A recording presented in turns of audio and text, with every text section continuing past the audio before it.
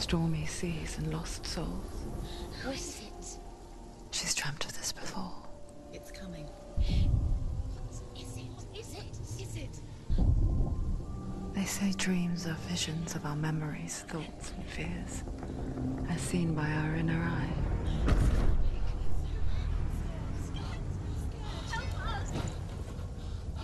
But what if each one of us is always dreaming, even when awake? And we only see what our inner eye creates for us. Is this what hell is? A world shaped by Senua's nightmares. Maybe that's why people fear seeing the world through her eyes. Yes, she's scared. Because if you believe that Senua's reality is twisted, you must accept that yours might be too.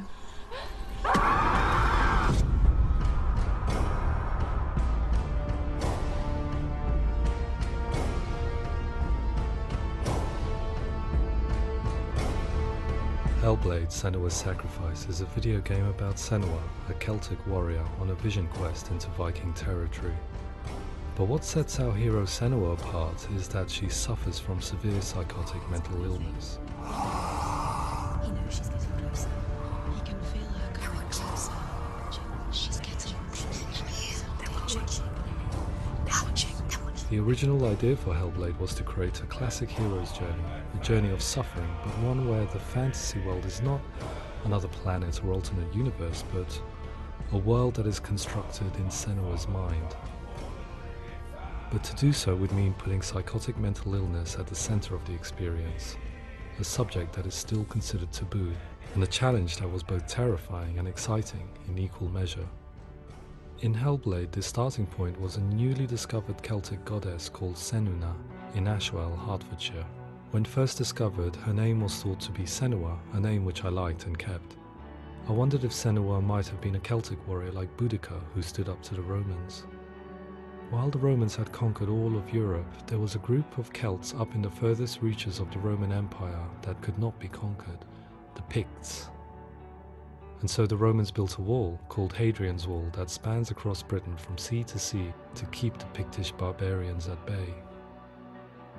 The Picts were known for their war paint, painted on with woad, and their matted hair clumped with lime. And so Senua would be a barbarian Pict in this image. What's your name? Senua. I haven't seen you before. I don't live home much. Oh, Zeno's daughter. I have to go. Wait. Orkney is off the coast of Scotland and was inhabited by the Picts, steeped in history and mystery, and so I made Orkney Senua's home and set the stage for a crisis. In the late 8th century, the first Vikings landed on the Orkney Islands. The population of the Picts crashed thereafter, replaced by the Norsemen of the 9th century. Were they wiped out? We don't know for sure, but it would seem likely given the reputation of the Vikings. The Northmen's brutality is legendary. High-ranking leaders and chieftains of the tribes they conquered were often offered as sacrifice to their gods. The most brutal of these sacrifices was known as the Blood Eagle. I imagine Senua as a young female warrior who returns home from exile to find her partner, Dillion, brutally sacrificed to a Norse god by these hellish warriors from a faraway land. I imagine the horror of this moment and how it would have dragged her deep into mental torment.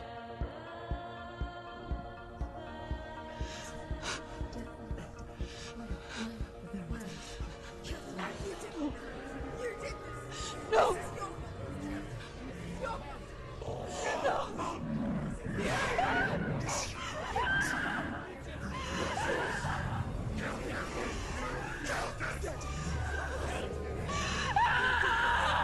I came to learn that the Celts had a sophisticated and nuanced perspective on the nature of mental disorder.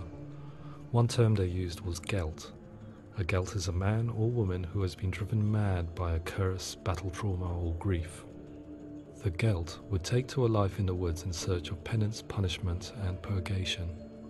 And so Senua became a Gelt, cursed by darkness, looking for redemption in the wilds. Another word the Celts used in reference to mental disorders was druth, meaning fool, or Liar. one who utters the words of God. They tell of the mad sinner who flees battle into exile and takes on a beastly nature, growing feathers on his body. The character called Druth in Hellblade is based on a little-known person called Findan, an 8th century Irish Celt who was captured and enslaved by the Vikings, but eventually escaped to Orkney where he became a monk. I will tell you my stories of hell, if I may walk with you. Upon meeting Senua, it would be his stories that fuel her quest deep into their world of gods. The Northmen say the world will come to an end. The sun will grow black, the earth will sink into the sea, the stars will disappear, fire and water will meet, flames will play against the sky, the heavens and earth and all the world will be burned, all the gods will be dead, and the warriors of Valhalla and people everywhere. Senua, prepare yourself for Ragnarok, for it is nigh. So the stage was set for a new adventure, a journey into the Norse underworld called Hell, a vision quest fueled by madness and myth, a fantasy that was created by Senua's own mind, and one that we would experience through her eyes. This is your mission. This is your quest. There is nothing else left. To make a game about a warrior with psychotic mental illness as its central theme was fraught with danger. Mental illness such as psychosis is still taboo and rarely acknowledged in a century of cinema, never mind the new medium of games. Where it does feature, it often conflates psychosis and psychopathy associated with a lack of empathy. It is unfortunate that these two words sound so similar that they are used interchangeably in media. I must admit that I didn't have to look very far to discover my own ignorance of the subject. So we reached out to Paul Fletcher, psychiatrist and professor of health neuroscience at University of Cambridge. Psychosis is a descriptive term, and it refers to having a loss of contact with objective reality. So it's characterized by two main sets of symptoms. One of them is hallucinations, where somebody experiences perceptions when there is no actual objective thing out there to perceive. You're already dead. Who are you? And the other is delusions, where somebody comes to very often bizarre, unpleasant, frightening beliefs when there's no good evidence in favor of them. There's no doubt about it. The source of the darkness is in Helheim. And the goddess Hela holds his soul there. We reached out to Welcome, a biomedical research charity that spends billions on research and awareness programs aimed at improving health. Mental health hasn't always been presented in the media in a way that is particularly helpful. It can be challenging to engage people with the subject matter, and there are a lot of preconceived ideas about mental health, and particularly schizophrenia and psychosis. So we hope our support allows the team to continue to collaborate with Paul Fletcher and with those who have experience of psychosis to create a game that provides a fresh perspective on the condition and allows audiences to engage with it in a way that just wouldn't be possible in any other medium.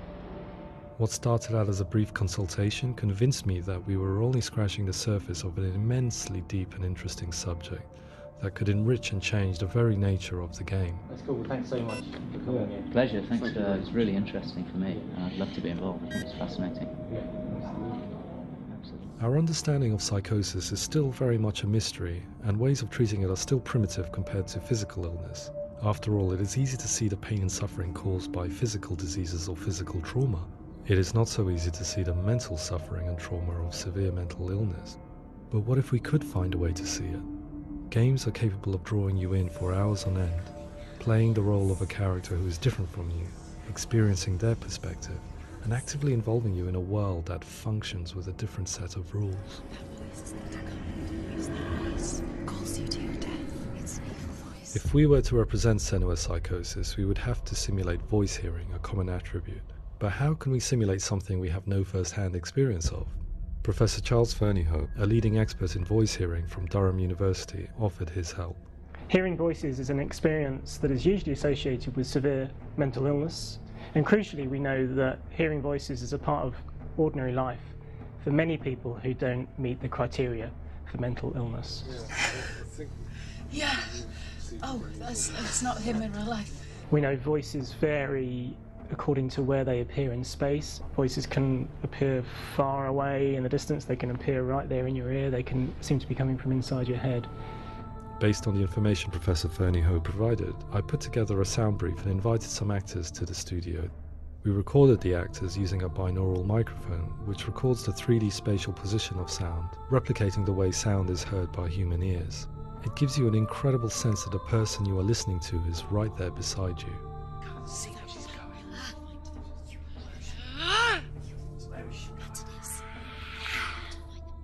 Rachel Waddingham from the Voice Collective came to our studio with 2 young voice hearers to speak to our team. We talked at length about their experiences and they listened to our tests, giving us feedback on how we could improve on it. Everyone hates her. She's cursed. It's very hard to represent what this experience is like, partly because it's such a personal, intense, emotional experience. It's testament to how Ninja Theory have been listening to what the researchers are saying, but also, crucially, listening to the experts by experience. What they've come up with is so compelling. It's by far the best representation I've heard of what these experiences are like.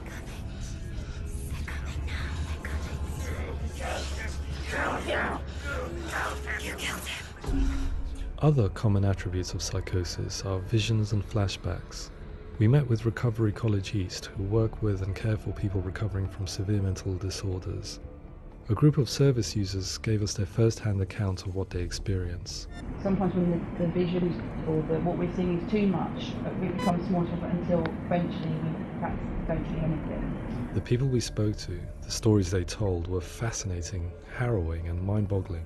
The reality of what people experienced was vivid, far exceeding what I could possibly have imagined. We went away itching to represent some of these visions and flashbacks in the game. Hands will know my heart is so, love is so far away. Don't you know how I wanna feel deeper? I could never know how you grow, all these days are killing me. Now I see deep in me insanity does unfold. I just wanna feel deeper, deeper. I just wanna feel deeper, deeper.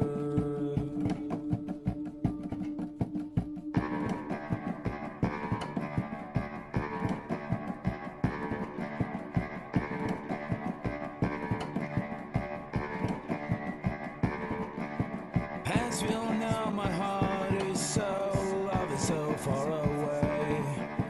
Don't you know how I wanna feel deeper?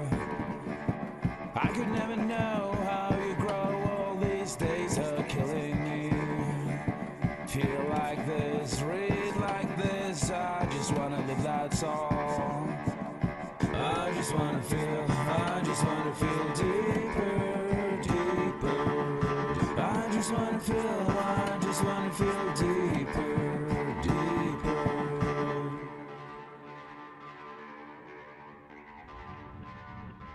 To refine our work, we continue to hold meetings with Recovery College East over the course of a year and a half, showing them what we had achieved so far and refining the in-game representations based on their feedback. With their help, flashbacks, visions and changes in perception were woven into the story and gameplay of Senua. The students that are involved in this project are incredibly excited about being involved. They have described the experience as being important because it values their lived experience and shows that despite what we have been through, all of that experience becomes valid, that actually it's something that we should all be talking about. The experiences described range from beautiful to frightening beyond comprehension.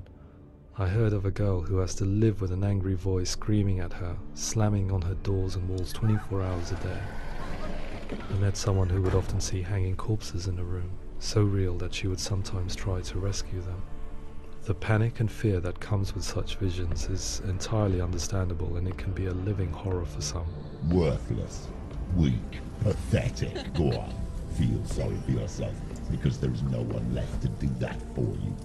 I was urged by one fellow that we should not shy away from showing this horror, and so I was perpetually torn in making Hellblade. Had we gone too far with our representations or not far enough? broken and lost. Just like your soul. Come on.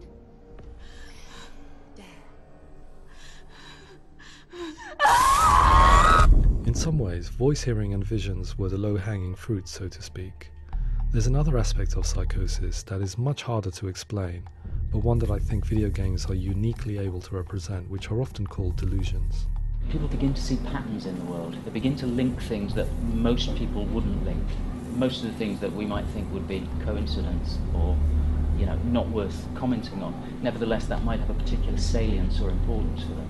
One individual described how everyday words, sounds, colours and objects were steeped in meaning to him, forming a strange and sinister puzzle that he was determined to solve but could not quite get to the bottom of. It's not just brain dysfunction. It's not like the system shut down. It's actually an incredibly creative process. The person creates a world populated with voices and phantasms and terrors, and they're completely immersed in it. They believe in it. We often invite people into the studio to play the game. In one of our playtests, they played through much of the game, making associations between runes, secret messages, and the threat of darkness that stalked them. There are many things that happen in the world of Hellblade that make perfect sense within the context of Senua's mind. The dark rot that's killing her slowly from within, the secret runes of the gods that block her path to Helheim, and strange associations that exist in the game to confuse you. To complete Senua's quest, you have to internalize and accept the logic and meaning behind these things to progress. Afterwards they said that they didn't see much evidence of mental illness in the game. People with delusions of all sorts would argue the same thing, that they are not aware of their experience being abnormal in any way. I need this sword. It's important. Representing perception changes and thinking patterns within Hellblade gives us a set of symptoms common in psychosis. But people with lived experience were keen to emphasize another point, that it is wrong to define a person by their symptoms. Quite often, the illness comes not from the symptoms, but from the stigma, isolation and mistreatment that comes about from the rest of society. They say that I'm cursed. What if they're right? I needed someone to portray Senua, someone who could believably internalize her suffering.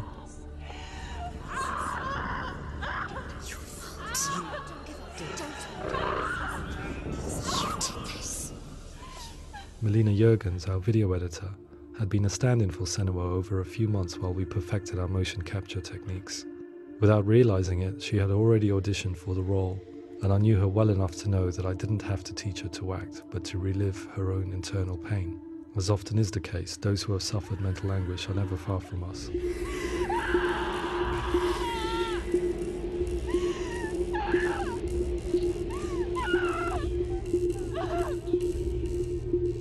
My hope is that by creating a compelling and aspirational character in Senua who feels very much real, albeit in a fantasy setting, we can provide a lens into her reality, a different one to yours, and this is where storytelling comes into play. I imagined her life based on common threads in real people's lives. She was always prone to psychosis as a child. Her mother Galina also heard voices and had visions, so perhaps there was a genetic aspect. Or perhaps it was cultural, as she lived within a world without science, of gods and a superstition, as exemplified by her druid father Zimbal. Psychosis developed in her late teens to early 20s and was exacerbated by stigma and isolation at the hands of the clansmen and her father. This darkness. It's spreading. The trauma of seeing her lover Dillian sacrificed tips her over the edge, making her remodel her reality around a concept that connects everything: the darkness. So the question, is what Senua experiences real? Can only be answered by saying, yes, it is real. It is her reality. All of her suffering will have been for nothing. It's just a matter of time. Towards the end of the project, service users and professionals that had collaborated with us were invited to see the near-final game. It was a chance to see if the game had reflected their views or if it had misrepresented them. For me, being involved in especially developing Senua's character has been really important, and being able to bring in my perspective and what I see and what I hear and having that built into the game has been a real privilege. It's gritty and it's meaty, and there are some tough subjects in there that are being tackled with honesty.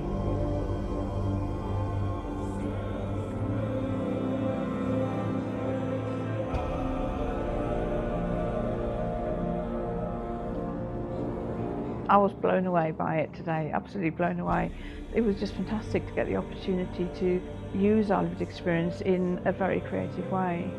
There's nothing tokenistic about the work we've put in. It feels like we've been listened to, things have been taken on board, and I think there was a lot of realism in the game itself, and it feels very authentic.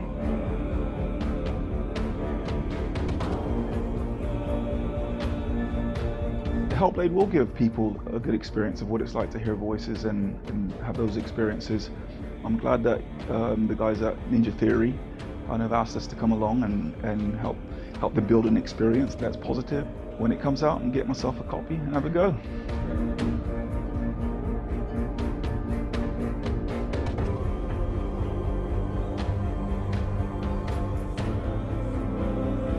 I think all the way through I was really inspired by how the conversations have translated into the game in a way that I think I didn't imagine was possible. So wonderful, really wonderful.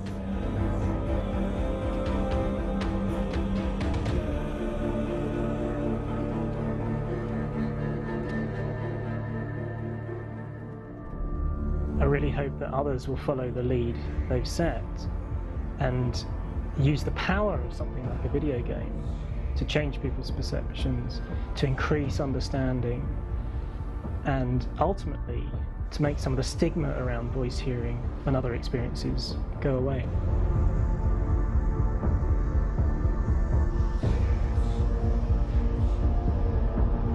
For me, it was really exciting to see something that I explore scientifically being represented so beautifully in a character who's trying to penetrate the mysteries of the environment in which they've been placed, with all of this strange uncertainty and noise and conflicting information that they're getting. I'm very excited by this way of trying to represent mental illness, because I think it actually might be offering us insights that we wouldn't get from pure scientific explorations, and actually giving us quite an empathic view of what it might be like.